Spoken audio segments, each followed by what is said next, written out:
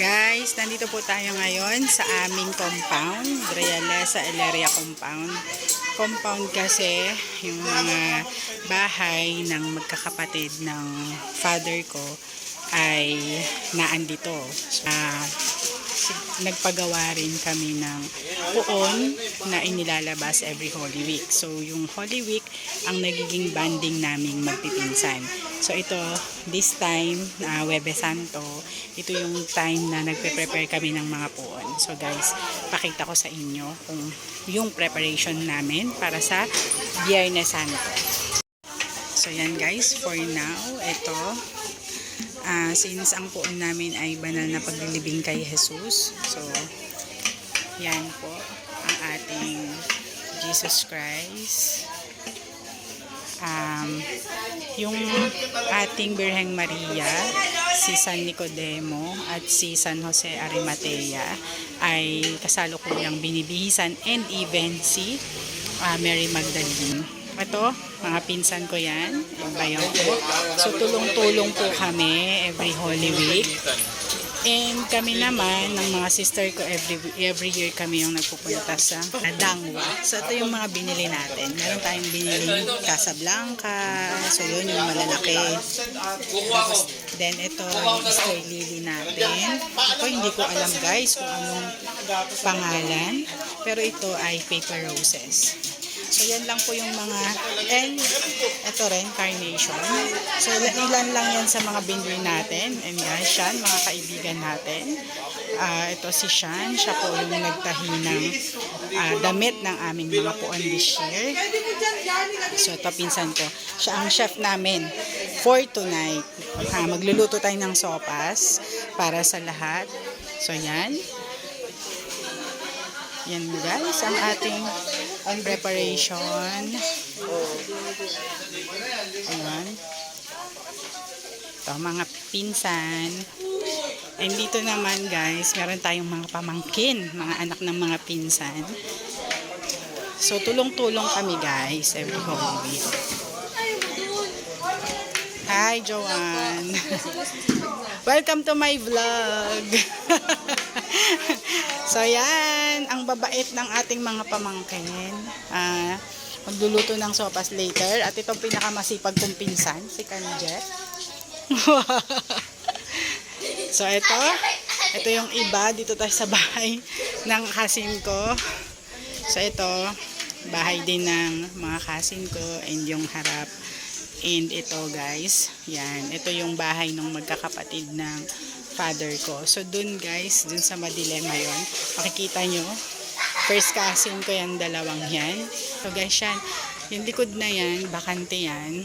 So, ano na siya, bakanting lote. Yan yung lupa namin ng father ko and yung pangalawang sa panganay na kapatid ng father ko. So, yun yung doon pa, sa bandang dulo, ilog na siya.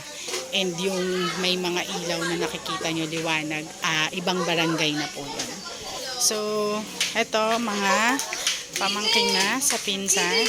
Yan, yan, kanina, dun kami halos lahat nagkain ng magpipinsan. So, guys, talagang yung Holy Week is, sa amin, time to be together. Time for bonding. And para alalahanin ang pagkamatay or pagpapakahirap sa atin ng Panginoong Jesus para i-save tayo sa ating mga kasalanan. So, napaka-importante sa aming lahat. So, tingnan nyo naman guys, yung mga foods or meron ditong bibingkang itlog or abnoy. Yan, may sampalo, may tinapay.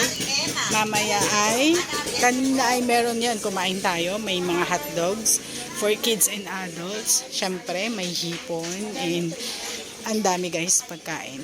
Kaya ito na talaga yung time na kaming magpipinsan ay nagbabanding. Dahil syempre halos lahat busy. So ang pinaka-highlight ng ating puon syempre ang Panginoong Jesus sa kanyang libingan. And guys, nagkakagulo na. Lagayan ng coffee. Ay, may lagayan. Coffee jelly. Kanya-kanyang dal po ng pagkain. Ayan po. Nagkakagulo na. Nagkakagulo na. Pero ang pinakaaabangan, ang ice cream. Nawawala po ang ice cream. Nawawala. Yung pangalan ng ice cream, Dan Eric. Dan Eric's na ice cream. Nasa ng ating sponsor? Si Mr. Jumong. Antayin natin ang ice cream. Kasi parang iba din yung celebration. Yan kagulo-kagulo na ang mga magpipinsang Realesa. Yan guys, itong mga cousins natin, first cousins. And hindi pa kami tapos magkainan guys. Ito na naman. Ito mga marites. Ang marites ng taon. Yan. Yan. Sopas naman, sopas. Oh. Ang master chef ng magpipinsang Realesa. Si Lionel. Ang aming pinsan.